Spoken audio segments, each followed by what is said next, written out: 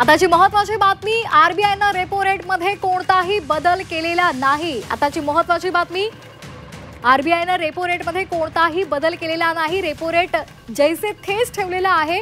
Repo rate 5.50 इतके कायम ठेवण्यात आलेला आहे। आरबीआयचं आज द्वैमासिक पतधोरण जाहीर करण्यात आलेलं आहे आणि यामध्ये गव्हर्नरांनी कुठलाही रेपो रेटमध्ये बदल केलेला नाही।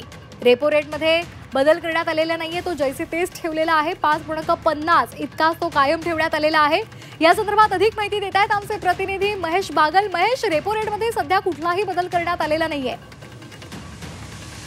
या गोष्टीकडे लागून राहिलेलं होतं। गेल्या काही दिवसांपासून आरबीआय आपलं पतधोरण कसं जाहीर करणार आहे याकडे सामान्य जन लक्ष देत होते। त्यामध्ये आता आरबीआयने आपलं पतधोरण जाहीर केलेलं आहे। 5.50 बेसिस पॉइंटवर आपला रेपो रेट त्यांनी कायम ठेवलेला आहे। यामध्ये कुठलाही बदल त्यांनी केलेला नाहीये। त्यामुळे जी कर्ज स्वस्त होणार असल्याची जी आशा सामान्य जनांना होती ती सध्या तरी दिसत नाहीये।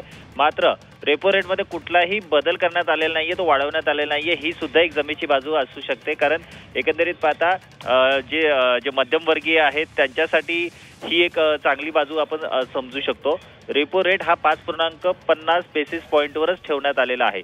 तर एकंदरीत पाहता वाहन कर्ज असेल, गृह कर्ज असेल किंवा इतर कर्ज असतील त्याच्यामध्ये काही सूट आपल्याला मिळते का असा एक अंदाज बाजारात मांडला जात होता। मात्र त्यामध्ये कुठलाही बदल आरबीआयने न केल्यामुळे रेपो रेट हा कायम राहणार आहे। अगदी धन्यवाद महेश दिलेल्या माहितीसाठी।